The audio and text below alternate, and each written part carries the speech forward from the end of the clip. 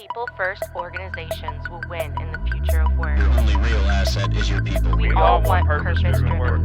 HR-led organization is the I'm future. sorry, but leaders don't lead empty desks and empty shop floors. Welcome to the People Strategy Leaders Show. I'm your host, Sri Chellappa, founder and president of Engagedly, and a serial entrepreneur in technology, films, and music. This is where we talk to people leaders, business strategists, and organizational savants about leading in the time of change.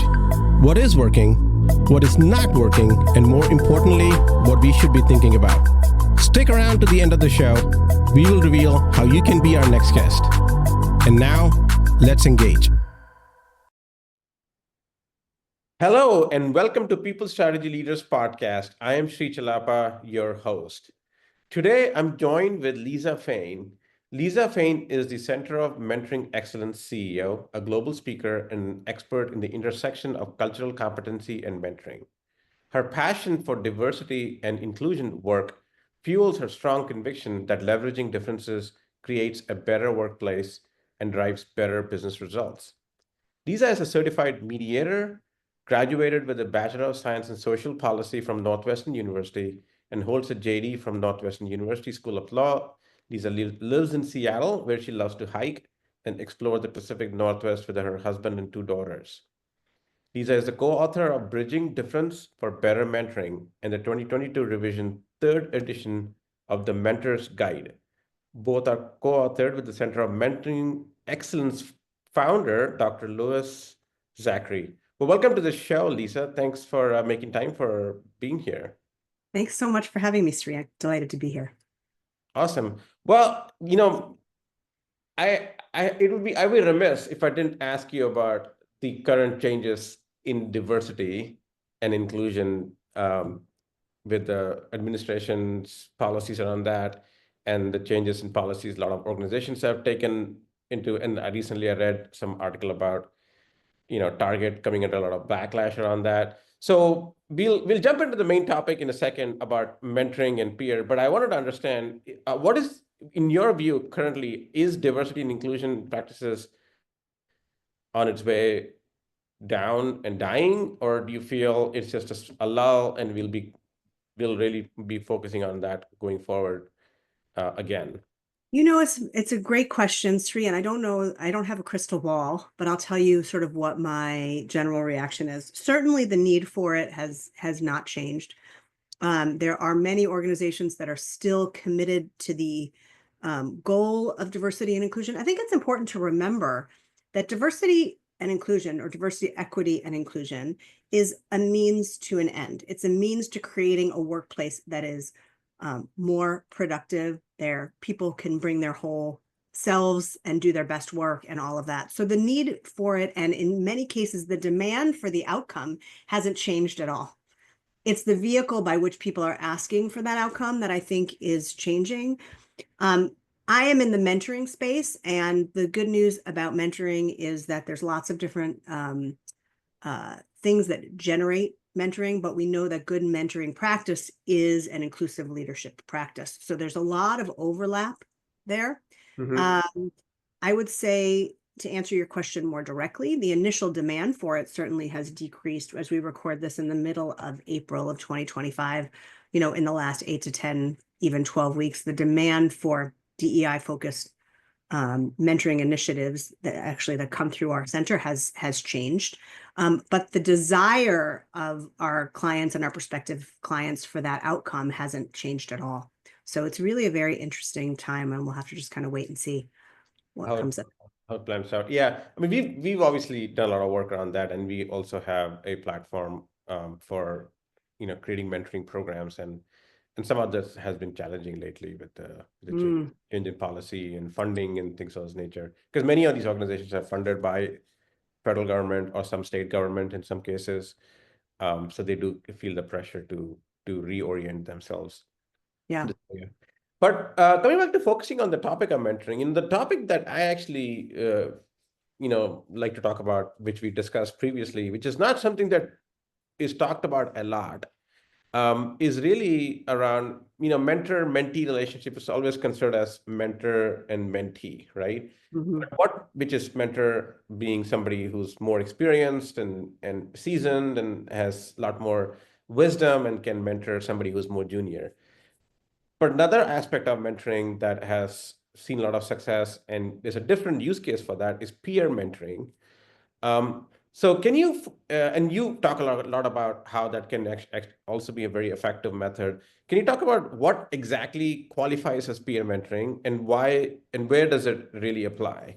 Yeah, great question. So let's just distinguish it from traditional one-on-one mentoring, which, as you say, is something hierarchical, where someone more senior mentors someone more junior. We hear a lot about what we call complementary mentoring, and others call reverse mentoring, which is where somebody more junior might mentor somebody more senior. So contrast that with peer mentoring, which is a developmental relationship like the other forms of mentoring, focused on learning, where everybody is both a teacher and a learner. And this can happen one-on-one. This can happen in groups as well. And there's lots of different forms that peer mentoring can take. But the general gist of it that all of those have in common is there's not a hierarchical difference. And we're showing up as everybody is a learner and a teacher. So is peer mentoring basically saying that, hey, you have expertise in certain areas that I don't, and I have expertise in certain areas that you don't. So maybe if we mentor each other Yep. in some ways, that's Yeah, effective. Is that one mostly. way to Yeah. look at it? It sure is. I mean, there are some peer mentoring configurations where one of the peers is the mentor and one is the mentee. But the Okay. peer mentoring, as I like to refer to it, is exactly what you're talking about, Sri, where, look, we're not just showing up for lunch. We're not just showing up to have coffee with one another, although certainly we can eat and drink coffee if we like, but we're showing up for the purpose of learning. So it really is in the same way that you would in an effective one-on-one hierarchical mentoring relationship, or even a one-on-one complementary mentoring relationship. In peer mentoring, you also want to define what the learning goals are. You want to set the parameters of the relationship, but it's really important that you show up for one another. So what are the benefits of doing a peer mentoring vis-a-vis the traditional mentoring of a senior versus somebody junior? Yeah, there's a lot of them. Certainly, there's the same benefits that you see in any organization that is focusing on learning and development, which include, of course, engagement and retention and the sense of accountability and satisfaction in the work environment when there's somebody who is there to show up for one another. But also this idea of kind of expanding your perspectives. Mentoring itself, being a mentor expands the skill set of the mentor as much as it expands the skill set of the mentee. So imagine in a situation, what we're hearing more and more from organizations is, look, we have a dearth of mentors. We're considering a mentoring configuration, traditional mentoring configuration, but we have a dearth of mentors. And the same people are always volunteering, and when they're not able to dedicate the correct amount of time or the appropriate amount of time to mentoring in a peer mentoring situation, people are showing up for their own development. And there's a sense of ownership and agency in co-creating the relationship that comes a little bit more naturally than it might in a hierarchical relationship. So in peer mentoring, is it more function oriented in some cases compared to psychological aspects that It take? can be. It can be. I actually think that there's both the career and the psychosocial pieces of it. And also it can be job based, it can be career based, it can be kind of the more, some call them softer skills, I call them power skill based. But there's lots of different ways to do the matching or the pairing, right? I mean, it depends on what my learning is. So if we are in the same job function and my learning goal is to learn how to do our function better, then we'll want to pair within that function. So I have somebody to learn from. But I don't know if you've ever had a mentor who has not walked the path that you're looking to walk, and you get amazing perspective and amazing questions and curiosity that helps you kind of think about things a totally different way as Yeah, well. yeah, yeah.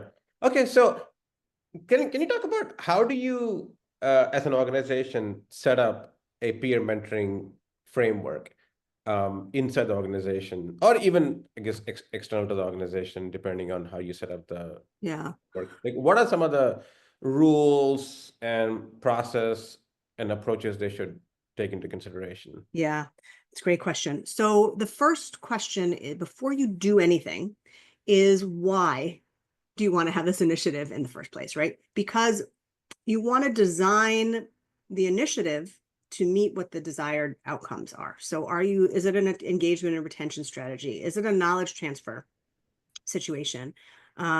Is it to create a more inclusive work environment and succession planning?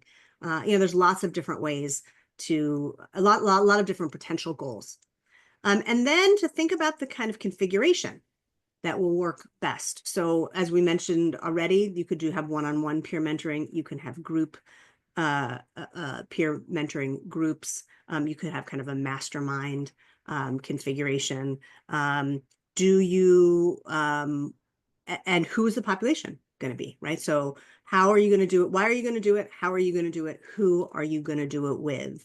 And then there's the importance of, I would say, kind of three other essential components, at least. One is how are you making sure that mentors and mentees, in other words, the participants in the peer mentoring, have the capability to be both a teacher and a learner? So what are you providing them in terms of resources for training, for capability building? That's really, really critical. Then how are you going to measure success? Mm-hmm. And that requires tracking. That requires communication with your cohort participants, and, as with any change management initiative, with leadership, managers, executives, talking the talk about why and how this is important, and how are they going to reinforce and encourage participation in this important initiative, which means making time for it, not scheduling over it, asking people how it's going, weighing in on goals as appropriate, things like that. And then ongoing support. So what resources can you provide, whether internal or external, to provide ongoing support, whether that's coaching the mentors and the mentees on how to improve communication, whether it's providing access to resources that they might need for various goals or for mentoring capability, whether it's gatherings of the mentoring cohort, the peer. Like, one of the things that I think is so exciting about a peer mentoring configuration is this idea of having sharing among the cohort, where although you may have a formal mentoring relationship with one other person or a small group of other people, knowing who else is participating and understanding this process and being able to learn externally from that matched configuration is really exciting and generative. So, in your experience, when you set up these programs or help other organizations set up these programs, what were some of their objectives of why they were doing that? Mm-hmm. A lot of the reasons we talked about: engagement and retention. One of the big ones now, Sri, is how do you unite and create culture in a hybrid work environment? Right. I was Right? thinking about that. Right. Yeah. How do you keep the culture? Yes, connectivity is really, really important. We're seeing, and there's been a lot of research and writing and talk about this epidemic of loneliness, and from a mental health perspective. So there's a wellness component that organizations are looking at when they look at this as well. So there's lots of different things that they are trying to achieve. And sometimes it's all of those things. But you want to look at kind of leading indicators and lagging indicators as you're tracking, right? Because if what you're looking for are changes in employee engagement numbers, or retention or attraction numbers and things like that, that's going to take a little bit to see the impact of mentoring on that. So you want to be measuring at the level of the mentoring configuration, whether it's a pair or a group, what are the goals that they're setting, and what are the outcomes that they are getting at that level, and what's their satisfaction as well. Then you want to be looking at the programmatic level. What is the level of support, satisfaction, and outcomes you're seeing at the programmatic level, whether it's participation, whether it's tracking. There's lots of different things to be looking at. Then also, of course, you want to be looking and seeing what is happening at the organizational level. And again, that sometimes takes a little bit of time to see those results. So, in an organization, who typically owns this process? Is it run by the HR? Is it run by somebody else who's not, I guess, quote unquote HR? Like, what have you seen typically in organizations, and what has worked in your view better? Yeah. Well, anything can work as long as there's real support for it. Most often it comes from somewhere within the HR function, talent development, the learning team. Sometimes it comes from the DEI function, although as I mentioned before, that's happening less now than it was. Sometimes it comes from from leaders within a particular vertical. Yeah. We have had clients that have, whether it's the engineering function or the manufacturing function or what have you, that's looking to do that. And then usually it'll come from whatever the top executive or the leadership team within that vertical is within a larger organization, but most often from the HR function. HR function, yeah. So one question I have, when we've seen mentoring programs work, there are two different ways it works. Especially the hierarchical approaches of traditional mentoring-mentee relationship, where you have a mentoring program where people get enrolled into, and it typically has very programmatic approach to it, where you meet every month on a cadence, and it lasts like a year, 13 months, 11 months, depending on the program. Mhm. Or you have where you match the mentor and the mentee, and then you let them they run their own course of things, right? So they might meet every week, they might meet once a month, or they might meet twice, and then they decide it's not working out, or one of them checks out and it doesn't, may or may not work out. Do you, first of all, the question is are you still seeing that overall in general? There's two different, is there one being favored over the other? Second question is, a follow-up is, what are you seeing as effective in the peer mentoring aspect? Mhm. I'm not sure that peer mentoring in the peer mentoring context is any different than the hierarchical traditional context. So let me answer that question, and then I'll see if it leads to more curiosity on your part. That second approach that you talked about, pair people and then leave them on their own, is something that I affectionately call pair and pray, which is, you pair people and you just pray that it succeeds. And unfortunately, it's very hard to I would say it's more likely that will not be successful for kind of obvious reasons. You haven't had any level setting about what's necessary for a successful mentoring relationship. You haven't had any capability building. You have no tracking, and you have no mechanism for ongoing support. I've just anecdotally, we will do work often with organizations who are looking to provide support for their mentoring cohort, and we'll do coaching of the mentoring pair. Like, we have a coach on our team who will talk to the mentor and the mentee. And there's been many, many, many times when early on in the relationship, either the mentor or the mentee will be on the phone with one of them, and they'll say, this isn't working. The mojo isn't there in the relationship, and we're just not vibing, and I don't think it's going to work. And my mentor doesn't get me, my mentee isn't motivated, whatever it is. And through coaching, we're able to have them steer the relationship to get back on track and be very, very successful. There's a capability building piece of that I find very exciting, which is that you're building the capability of your mentors and your mentees to repair their own relationships and have more successful communication. That's a ripple effect beyond just the mentoring program. With pair and pray, you'll never have that, because you don't have a place for them to go. So that's just one downside of the pair and pray approach. Look, the upside of the pair and pray approach is that doesn't really require a lot of human capital to manage that or to track it. And I understand that organizations don't have that. What they often find, if they don't dedicate a resource whether it's an internal or an external resource to managing the mentoring program, is that you have that fizzle. And then later on, when you're trying to establish a mentoring culture or a learning culture, people say, well, look, I tried to participate in this mentoring program, didn't really work. So I'm not really willing to invest the time again. So there's lots of different levels of support, and as long as there is some degree of support and structure and accountability, the level will depend on context of the organization, on comfort with technology, on internal resources for monitoring, on a willingness to provide data and feedback. There's culture, the overall culture of the organization, all of that will vary. But the first approach that you mentioned, which is some level of tracking, capability building, and internal or external support, is what will help set the organization up for success. Yeah, because I've seen that too. Because when you do pay and pray, then you're expecting both of them to be highly motivated to make this work, and that's typically not always true. In fact, it's majority of the cases it's not true. Yeah, Because and motivation is something only comes one piece up. of it. Pardon me? Right? I'm sorry to interrupt you. Motivation is really only one piece of it, because they may be motivated, but the unfortunate thing about developmental relationships in the workplace is that they are always important and very rarely urgent.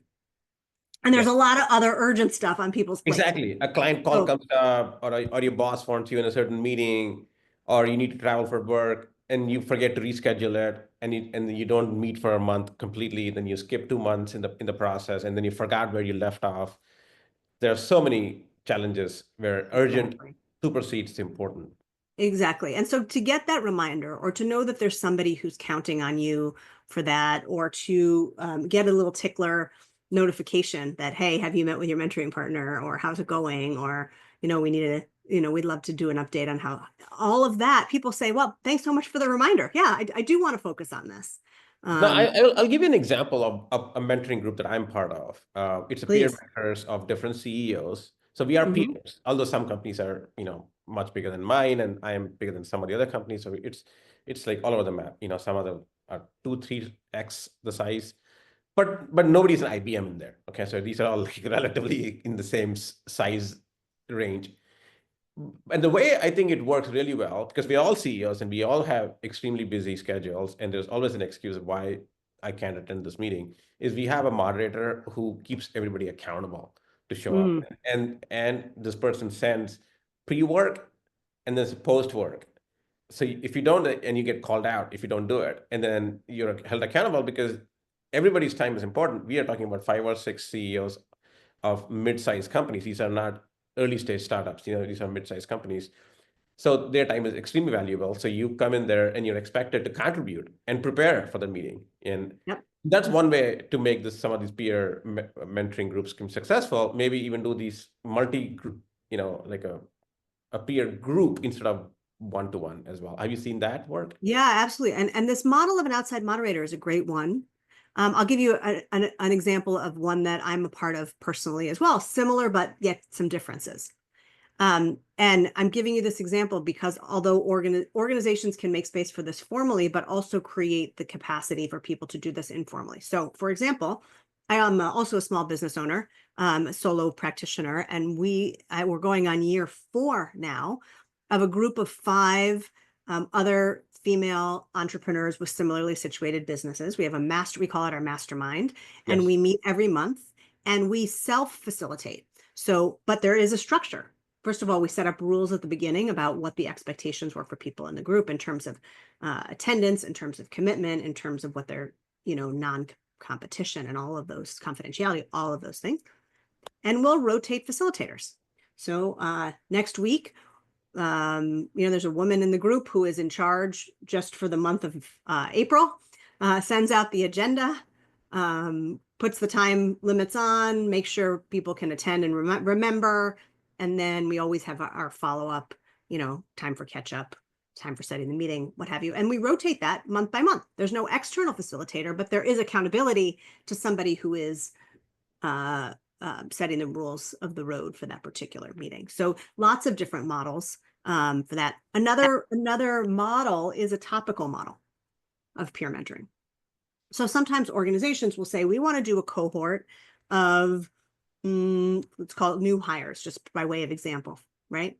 We'll do groups of, 6 to 8. And before we do this, we're going to survey the population and find out what the most salient topics are that they're interested in.